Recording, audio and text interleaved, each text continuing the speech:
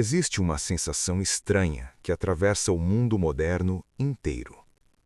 Ela não tem nome oficial, não aparece em exames, não é uma doença clara, mas quase todo mundo sente. É um cansaço que não passa com descanso, uma culpa que não vem de um erro específico, uma pressão constante para funcionar, responder, produzir, mesmo sem saber exatamente para quê. Você acorda cansado, trabalha cansado, descansa cansado e em silêncio sente que está sempre devendo alguma coisa. Devendo tempo, devendo atenção, devendo desempenho, devendo ser alguém melhor do que consegue ser. O mais inquietante é que ninguém te acusa diretamente. Não há um juiz visível. Não há uma voz clara dizendo "você falhou". Ainda assim, a sensação permanece. Como se algo estivesse sempre observando, avaliando, registrando, e você não sabe exatamente o que. Esse tipo de mal-estar parece moderno, relacionado a celulares, redes sociais, trabalho, metas, algoritmos. Mas ele é mais antigo do que tudo isso. Muito antes de telas, notificações e sistemas digitais, alguém descreveu essa sensação com precisão assustadora, sem oferecer explicação, sem dar consolo, sem prometer saída. O nome dele era Franz Kafka. Kafka não escreveu sobre monstros, fantasmas ou conspirações visíveis. Ele escreveu sobre pessoas comuns tentando viver e falhando sem entender o motivo. Homens que acordam já culpados, funcionários que obedecem regras que ninguém explica, indivíduos que tentam se justificar, mas não sabem do quê. Em Kafka, a angústia não vem de um grande trauma. Ela vem da rotina, do silêncio, da espera, da sensação de que algo importante está sendo decidido, sempre sem você. E talvez por isso suas histórias incomodem tanto, porque elas não parecem fantasia, parecem familiaridade. Kafka escreveu sobre sistemas que não respondem, autoridades que não se explicam, processos que seguem mesmo quando ninguém entende o sentido deles. E o mais perturbador, ninguém nesses sistemas parece cruel de propósito. Eles apenas cumprem funções. O sofrimento não nasce da maldade explícita, nasce da indiferença organizada. Esse é o mundo kafkiano. Um mundo onde você faz tudo certo e, mesmo assim, sente que algo está errado. Onde a culpa existe antes da acusação. Onde o cansaço vem antes do esforço. Onde a ansiedade surge sem um inimigo claro. Kafka não tentou explicar esse mundo. Ele não analisou, não diagnosticou. Ele apenas mostrou. E talvez seja por isso que, décadas depois, quanto mais o mundo avança, mais as pessoas sentem que estão vivendo dentro de uma história dele, mesmo sem nunca terem lido uma única linha. Porque o verdadeiro terror em Kafka não é o absurdo, é o reconhecimento. Você não lê Kafka e pensa, isso é impossível.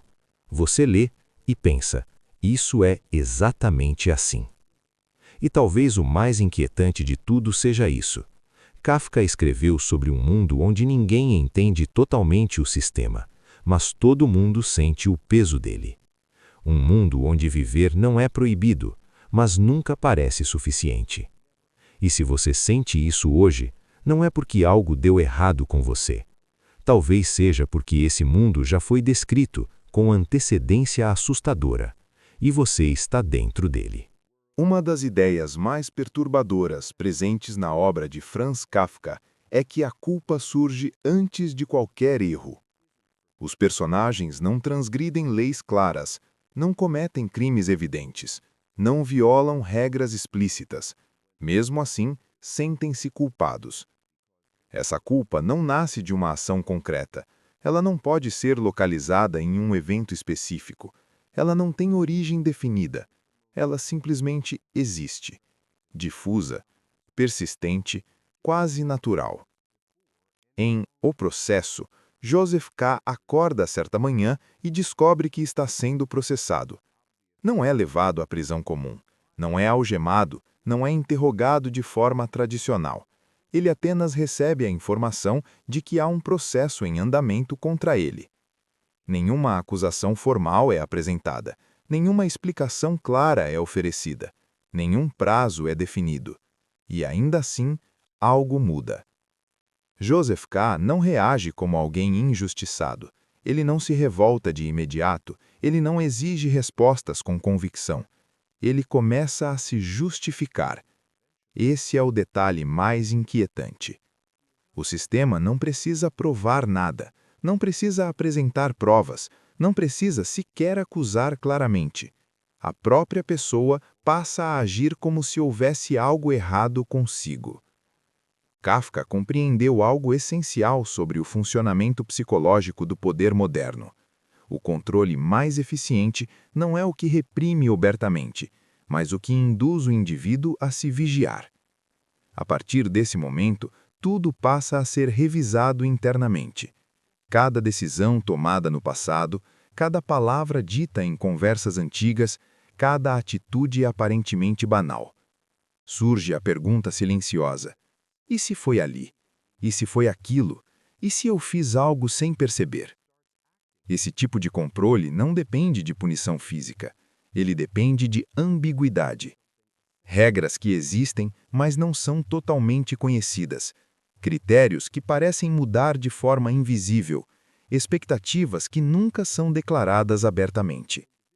Você não sabe exatamente o que é exigido, apenas sente que nunca é suficiente. Quando algo dá errado, a culpa recai sobre você. Mesmo que o sistema seja confuso, mesmo que as regras sejam contraditórias, mesmo que o jogo seja impossível de vencer. A falha passa a ser interpretada como defeito pessoal, não como consequência estrutural. Kafka descreve um mundo onde a responsabilidade é individual, mas o poder é impessoal. Ninguém se apresenta como carrasco, ninguém assume a posição de juiz final. O sistema funciona por delegação, por fragmentos, por corredores, por instâncias que nunca se revelam completamente. Todos participam, ninguém responde. E isso gera uma forma específica de angústia, a sensação de estar sempre aquém. Mesmo quando tudo parece estar funcionando, emprego, rotina, reconhecimento social, permanece um incômodo de fundo. A impressão de que algo ainda precisa ser corrigido, de que você poderia estar rendendo mais, sendo mais eficiente, mais produtivo, mais adequado. Essa culpa não desaparece com descanso, não se resolve com sucesso, não se dissipa com a aprovação externa. Ela apenas muda de linguagem. Kafka não oferece alívio para isso, porque em seu universo o problema não é moral. Não se trata de ser bom ou mal, certo ou errado. Trata-se de estar inserido em um sistema onde o julgamento é constante, mas o critério nunca é revelado. E talvez seja exatamente por isso que Kafka continua tão atual. Porque ele não escreveu sobre um erro a ser corrigido, mas sobre uma condição psicológica permanente. Um estado em que a culpa não precisa de crime, o julgamento não precisa de juiz e a condenação não precisa ser anunciada. Ela simplesmente acontece. E continua acontecendo. De forma silenciosa. À medida que a obra de Kafka avança, torna-se claro que o problema não está em um evento específico, mas no próprio ambiente em que seus personagens existem. Não há um vilão central. Não há um momento exato de ruptura. O que há é um labirinto, não feito de paredes, mas de procedimentos, expectativas e silêncio.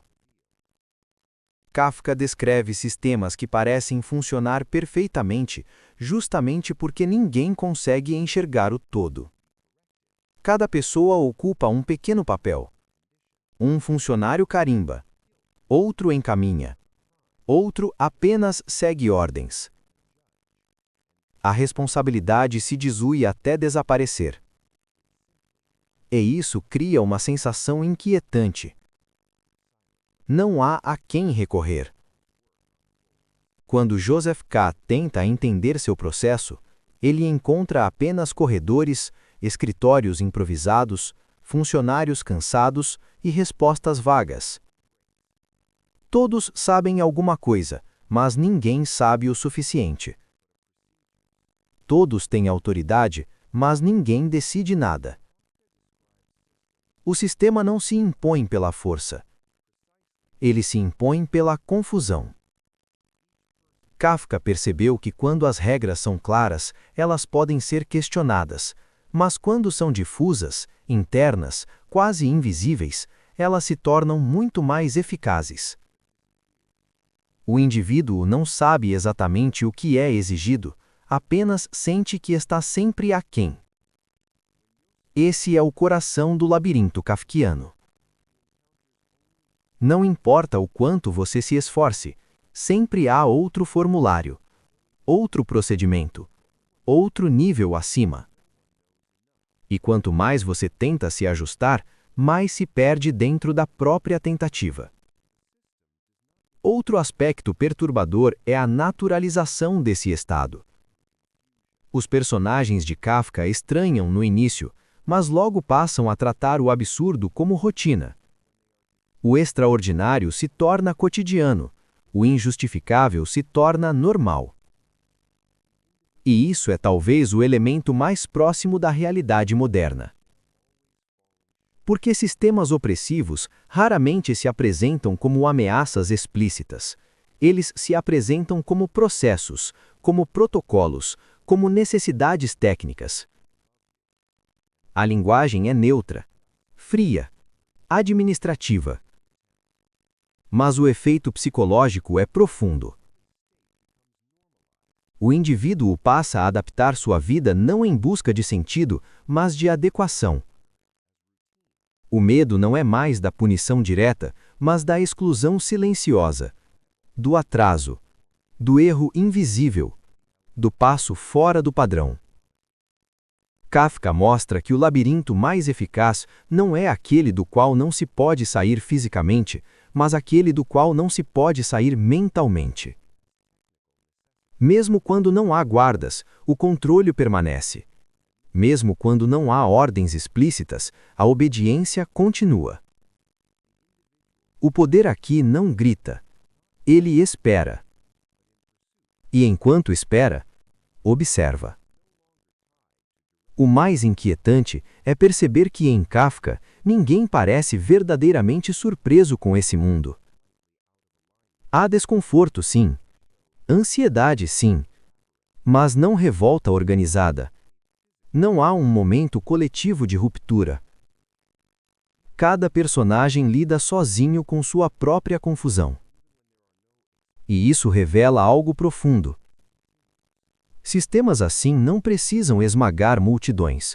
Basta fragmentá-las, transformar cada pessoa em um caso isolado, convencida de que o problema está em si mesma. Kafka não descreve um futuro distópico distante. Ele descreve uma lógica, uma estrutura, um modo de funcionamento que pode existir em qualquer época sob diferentes nomes. Onde a ordem é opaca, a culpa é constante e o sentido nunca se revela por completo. O labirinto não precisa de muros quando já foi internalizado. E talvez seja por isso que, mesmo sem finais claros, sem respostas definitivas, a obra de Kafka continua incomodando. Porque ela não termina. Ela continua operando. No fim, Kafka não oferece libertação. Não há revelação final. Não há momento em que tudo se explica. E isso não é falha narrativa. É o ponto central. Quando Joseph K. finalmente chega ao desfecho de seu processo, ele ainda não entende do que é acusado. Não recebe uma sentença clara. Não há júri visível, nem argumento definitivo. Apenas a aceitação silenciosa de que o sistema decidiu, e isso basta. O mais perturbador não é a violência do fim, é a ausência de resistência. Kafka parece sugerir que o verdadeiro triunfo do sistema não está em punir, mas em convencer o indivíduo de que lutar não faz mais sentido.